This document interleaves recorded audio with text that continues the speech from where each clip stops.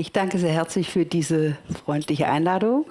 Und natürlich klopft mir das Herz, weil ich mir überlege, ob ich das mit genau 18 Minuten schaffe. Aber wir wollen mal sehen. Ich habe keine technologische Neuerung anzubieten, sondern es geht ja darum, den Wechsel, den Wandel zu denken, sondern den Versuch, Ihnen vorzutragen, dass wir einen Neuanfang brauchen, auch machen können, aber eher einen praktischen im Umgang miteinander. Als ich 12 Jahre alt war, fuhr ich zum ersten Mal für eine längere Zeit nach Frankreich, zusammen mit meinem älteren Bruder. Es ist gut, einen großen Bruder zu haben, mit dem man das tun kann, in eine französische Familie für 6 Wochen. Wir sollten da anständig Französisch lernen, das wollten unsere Eltern. Wir kamen in einem kleinen Dorf in Besançon, in der Nähe von Besançon an, Saint-Vith, ein altes Haus des Dorfes, gingen durch den Hof hinein und kamen in die Küche. Es war die Abendzeit, da war ein großer, langer Tisch ausgebreitet. Und an diesem Tisch saßen die Eltern, saß die italienische Großmutter, saßen 5 eigene Kinder, saßen 4 Pensionäre, die in den Ferien dort irgendwie untergebracht waren. Und schließlich sollten mein Bruder und ich dazukommen, das heißt 11 Kinder, 3 Erwachsene. Wir saßen alle an dem Abendbrottisch und ich erinnere mich noch ganz genau, ich war auch ziemlich müde von der Reise, dass ich dachte, wenn ich das ein einziges Mal verstehen werde, was hier um mich zugeht. Kein Wort habe ich verstanden. Es war furchtbar. Aber 6 Wochen war ich da und danach habe ich es verstanden. Das war eine riesen Freude, in diesem Kontext mit diesen vielen Kindern diese Sprache, von der ich einiges schon vorher konnte, zu lernen. Und ich muss sagen, das war so ein Teil der Freude an Europa ganz früh eingepflanzt. Ungefähr 12 Jahre später fuhr ich durch Polen, um meine Dissertation vorzubereiten. Ich fuhr mit dem Zug durch Schlesien und das war eine völlig graue, versandete Luft. Es war eigentlich sehr deprimierend, ein schöner Tag, aber ganz grau. Und ich dachte sehr sehnsuchtsvoll, wie schön könnte es sein, wenn dieses Europa zusammengehören würde und wir uns gemeinsam um diese Dinge kümmern könnten, eine saubere Luft haben, uns wirklich freuen an der Landschaft und an dem, was da möglich ist. Und noch ein Jahr später gab es den Einmarsch in Prag. Und wieder dachte ich und auch unsere Freunde, wie schön könnte Europa sein, wenn es nicht diese schrecklichen Grenzen und diese Systemgegensätze gäbe. Wie vielfältig plötzlich von Wien nach Budapest, nach Prag zu fahren, zurück nach Paris, wie wunderbar. Und es tat sich ja auch sehr viel in Europa. Wir hatten mehr und mehr, jedenfalls in Westeuropa, eine große Freude daran. Natürlich waren dann die Mühen der Ebene durchaus schwierig. Aber es gab Begeisterung, auch da noch eine, an die ich mich erinnere. Es gab ein großes Singfestival in Aix-en-Provence. Das waren die Jeunesse Musicale. International kamen Chöre zusammen und irgendwann besuchten wir das alte Amphitheater in Vaison-la-Romaine, saßen da so rum, kann es gar nicht mehr genau sagen, aber wir waren wahrscheinlich mindestens 300, 400 Leute in lauter verschiedenen Chören und fingen an zu singen und sangen uns Sachen vor. Es war ein so erhebendes Gefühl, es war ein so freudiges Gefühl. Dies alles ist für mich Europa. Ja, und Europa bildete sich immer mehr, kam zusammen, das Europa der Nationen, ging durch Krisen. Na klar, die Krise wurde zur Normalität, aber immer wieder ging es weiter. Und unter anderem deswegen, weil es Politikerinnen und Politiker gab, denen wirklich an Europa lag, die wirklich was mit Europa wollten, die wirklich vorankommen wollten. 89 dann die große Öffnung, es ging weiter. Und nun mache ich eine kleine Pause und sage, und nun sind wir in der größten Krise. Einer großen Krise, die so dramatisch sein kann, dass wir uns das gar nicht klar machen. Und ich bin der Meinung, es liegt daran, dass diese verschiedenen Nationalstaaten, die da zusammengekommen sind, sich immer legitimieren in ihren nationalen Kontexten und die Politikerinnen und Politiker denken, sie müssen denen nach dem Munde reden, die sie wählen und sie müssen nur so tun, als würde es ihnen nur um die nationalen Vorteile gehen. Das ist ein großes Unglück in der Konstruktion Europas. Und wir merken im Moment, dass dieses Unglück immer fühlbarer wird. Das ist überall das Problem, diese nationale Legitimation. Aber eine besondere Verantwortung hat gegenwärtig Deutschland. Und in Deutschland, in diesem gegenwärtigen Deutschland, wird die Illusion genährt, als könnten wir auf einer Insel der Seligen vorankommen, ohne uns um die anderen zu kümmern. Und ohne uns darüber zu überlegen, ob wir mit denen solidarisch sind oder nicht. Hier ist ein zentraler Punkt notwendig, einen Neubeginn zu machen. Das wird nicht in der alten Konstruktion möglich sein. Das sehe ich jetzt schon, sondern es wird eine neue Konstruktion notwendig sein. Und diese neue Konstruktion wird dem entsprechen müssen, dass wir nicht in nationalen Gegensätzen leben, sondern dass wir ganz andere Probleme haben. Dass diese Probleme über die nationalen Grenzen hinweg gelöst werden müssen. Das heißt, die Abhilfe für die gegenwärtige Krise, die eine ökonomische zunächst ist, die eine nationale ist und die auch eine kulturelle geworden ist, muss aus der Gesellschaft kommen. Denn die durch nationale Wahlen legitimierten Regierungen sind offensichtlich nicht in der Lage, ohne Hilfe aus der Gesellschaft weiterzukommen. Sie sind nicht abschaffbar. Ich weiß keine Alternative zu diesem politischen System. Aber so, wie sie jetzt laufen, wird es immer mehr gegeneinander laufen und nicht miteinander gehen. Und Deutschland kommt hier eine besondere Verantwortung zu, weil wir noch in einer ökonomisch außergewöhnlich starken Situation sind. Und weil wir nicht helfen wollen. Und weil wir national in der nationalen Regierungsebene nicht helfen wollen. Ich sage das sehr drastisch. Wir haben, als die Krise losging, gesagt, das entsprach den Rechtsbedingungen von Maastricht, es muss jeder sich selbst aus seinem Kuddelmuddel heraushelfen. No bailing out. Aber genau das wird nicht gehen. Nur wenn wir begreifen, dass die gegenwärtige Krise gemeinsam gemeistert werden müssen in Deutschland, nur dann wird es gehen. Mein Eindruck ist, dass wir deswegen auch so schwierig dran sind, weil es uns so gut geht. Einer der prominentesten Politikwissenschaftler, der vor vielen Jahren am Otto-Suhr-Institut gelehrt hat, der ein böhmischer Jude nach Amerika fliehen musste, in Harvard Politikwissenschaftler war, hat mal schon in der Mitte des vergangenen Jahrhunderts gesagt, Macht ist die Möglichkeit, nicht lernen zu müssen. Ich sage das manchmal etwas drastischer. Macht ist die Möglichkeit, dumm zu bleiben. Deutschland und die deutsche Regierung hat im Moment den Eindruck offensichtlich, dass sie noch Macht hat und nicht lernen muss. Aber sie muss lernen. Von denen, die nicht so viel Macht haben, dass wir zusammenstehen müssen, dass wir gemeinsam haften müssen für die Probleme. Genauso wie auf der nationalen Ebene, als das finanzielle Problem losging, 2 Personen aus der Regierung gesagt haben, wir garantieren, dass ihr eure Gelder von den Banken abheben könnt. Dafür gab es ehrlich gesagt überhaupt keine substanzielle Begründung. Das war reiner Bluff. Aber es war ein wirksamer und notwendiger Bluff. Nur so konnte die Situation entdramatisiert werden. Genau so müssen wir das auf der europäischen Ebene machen.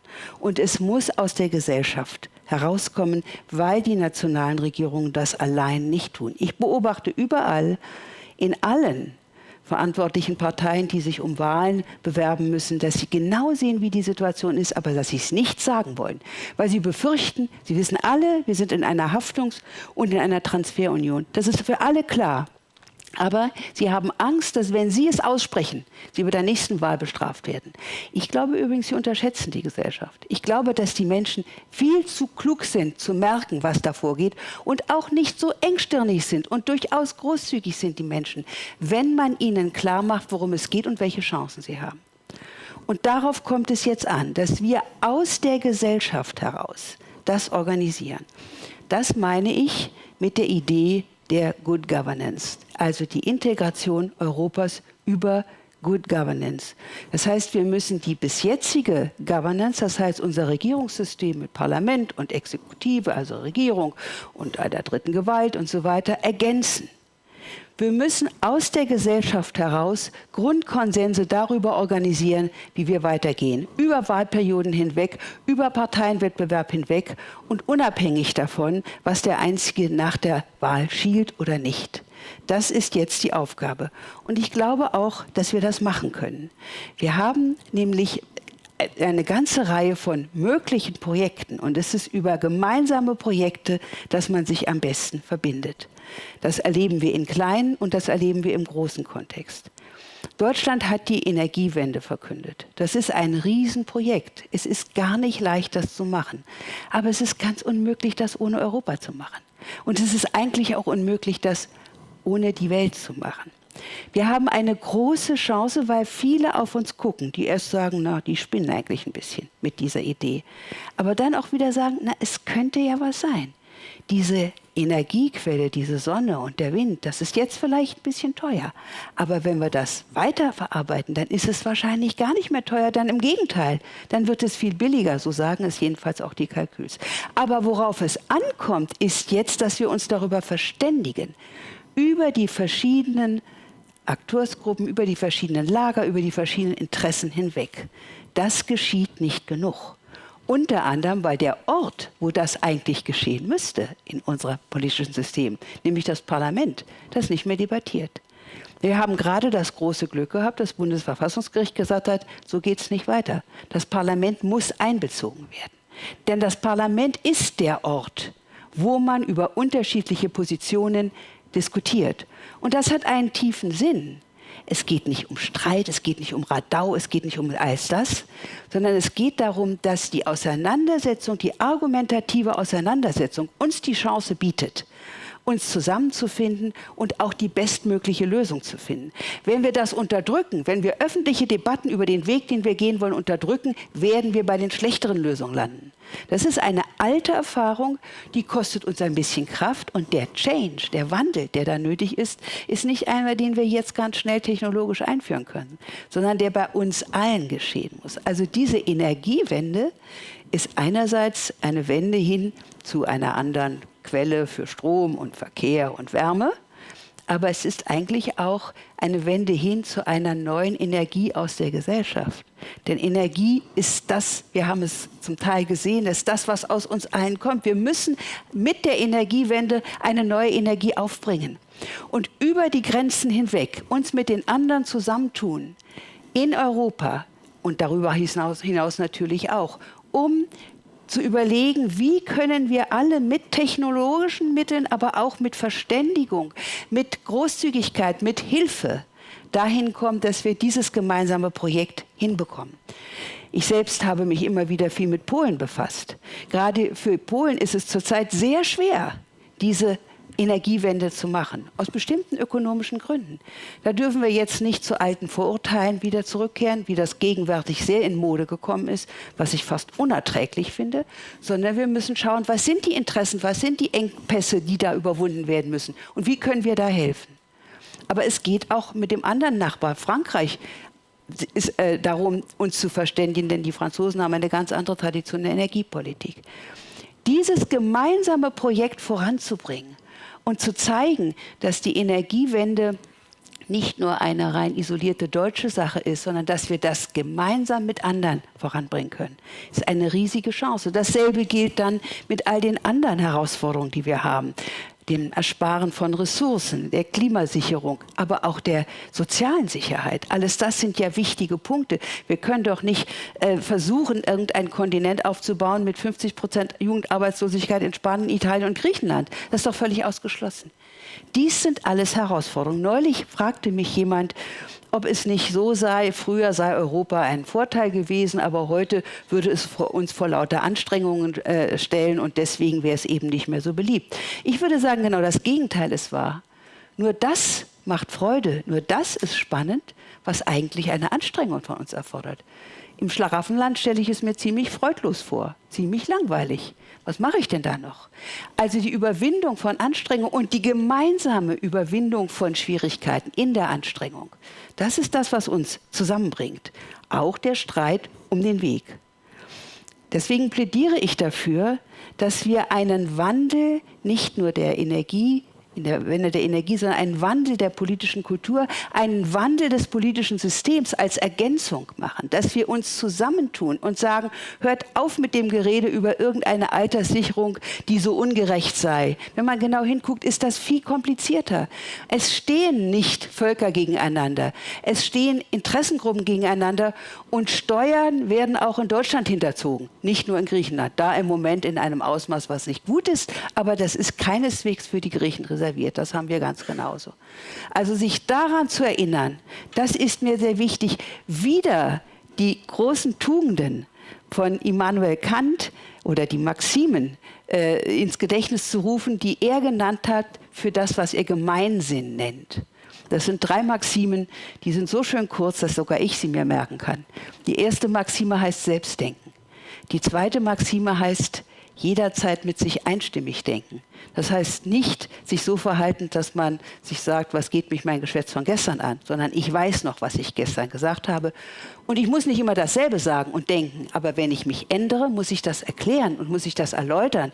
Sonst bin ich für die anderen völlig unzuverlässig und sie können sich nicht verklären, was ich mache. Und Verlässlichkeit, Vertrauen ist der wichtigste Kitt in einer Gesellschaft. Und die dritte Maxime heißt, an der Stelle jedes anderen denken. Sich in die Stelle der anderen versetzen, das ist die Gerechtigkeitsmaxime. Die hat in den letzten 3, 4 Jahren in Europa in einer Weise gelitten. Und auch von Prominenten in der Politik ist sie in einer Weise mit Füßen getreten worden, dass ich mich geschämt habe. Nur wenn man die 3 Maximen wirklich ernst nimmt, auch die Gerechtigkeitsmaxime, kommen wir weiter. Wenn wir uns versetzen in die Situation in Irland, in Spanien, in Italien, in Griechenland, aber auch in Polen, dann kommen wir weiter und das macht sogar Spaß. Das macht sogar Freude. Denn wenn wir uns fragen, was bereitet eigentlich Freude? Freude bereitet nicht, wenn man einfach alles kriegt. Freude bereitet, wenn ich von jemand anderem etwas bekomme, aus wirklich freier, uninteressierter Solidarität. Oder wenn ich jemandem anders was gebe, aus wirklich freier, uninteressierter, also nicht mit Eigennutz verbundener Solidarität. Das heißt natürlich nicht, dass wir nicht in der Politik kalkulieren müssen. Natürlich müssen wir das. Ich bin kein Utopist, dazu bin ich zu alt. Aber ein bisschen von dieser anderen Sache anzubringen, das ist sehr, sehr, sehr wichtig. Und dafür plädiere ich und sage mir, wenn wir das schaffen, uns über die verschiedenen politischen Herausforderungen miteinander zu verbinden, dann können wir diese alte Machtdefinition, die Karl Deutsch sozusagen übernommen hat, nicht weil er sie positiv fand, sondern er hat sie beobachtet, nämlich Macht ist die Möglichkeit nicht lernen zu müssen. Also Macht, handfest gesagt, ist die Möglichkeit, dumm zu bleiben. Die können wir verwandeln in die Devise, Macht ist die Möglichkeit, gemeinsam etwas voranzubringen. Das ist Hannah Arendts Definition von Macht. Und obwohl sie nie eine Feministin war, sich dagegen gewehrt hat, ist es vielleicht nicht zufällig eine weibliche Definition von Macht. Es gemeinsam voranbringen, sich zusammentun und nicht immer nur gegen die anderen zu arbeiten. Darauf kommt es an. Und für diesen Wandel möchte ich plädieren mit einer Energiewende von innen.